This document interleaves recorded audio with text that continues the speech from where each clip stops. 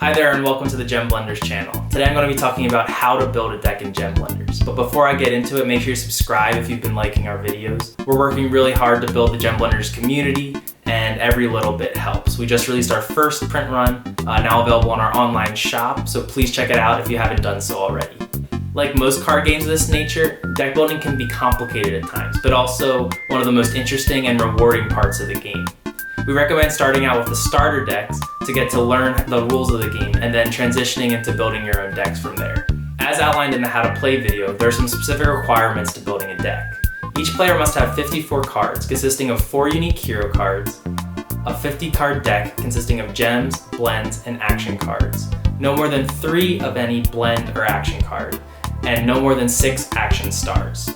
There are a few different routes you can take to actually starting to build your own deck. What I like best is usually finding a strong blend or hero card that you really want to focus on, and then finding other cards to fill in the deck as support. Most often this means you're going to look at level 4 and level 5 blends first because they have the most powerful stats and the strongest effects. Incorporation of these blends is usually going to result in the win condition for any given deck. Once you have an idea of the synergy going on between your higher level blends, you can then look at sub-blends. Sub-blends are lower level blends that use a selection of gems from the higher level blends that you've chosen. When you build a deck using sub-blends, you'll have less gem types used in your deck, ultimately raising the consistency of the deck and making it easier to get the cards you want on the field. After you have an idea of the blend you want to use in your deck, you can then take a look at hero cards. Every deck has exactly 4 unique hero cards, and they're going to be on your field for the duration of the game, making them very important overall.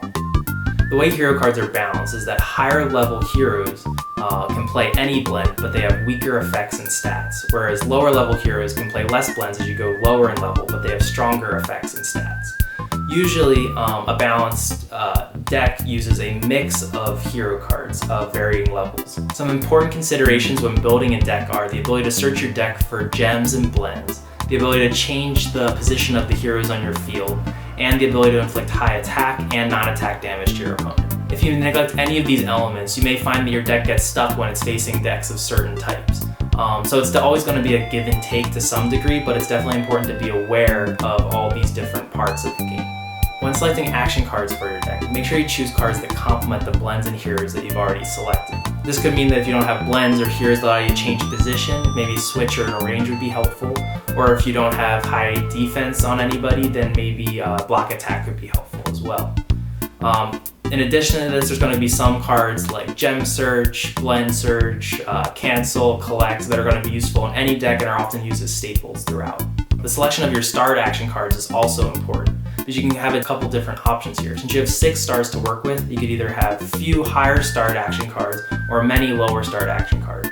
Both are valid ways to go about it, and it depends on what type of deck you're building, so make sure to take that into consideration as well. Lastly, you should pick your gems. Most often you pick gems according to how often they occur in the blend requirements of your blends that you've already selected. Most decks hover around 20 gems, 15 blends, and 15 action cards, but these numbers can change drastically depending on your preferred style of gameplay and what cards you're using. But it's important to keep an open mind and have lots of fun when you're building a deck. If you already have Gem Blenders or you're just looking at the cards online and you're looking to play around with some ideas, make sure to check out our Discord. We have a deck building channel on there and we'd love to get some good ideas and conversations flowing. As I mentioned at the beginning of the video, Gem Blenders is available for sale in our online shop, and thanks so much for checking out this video. See you next time.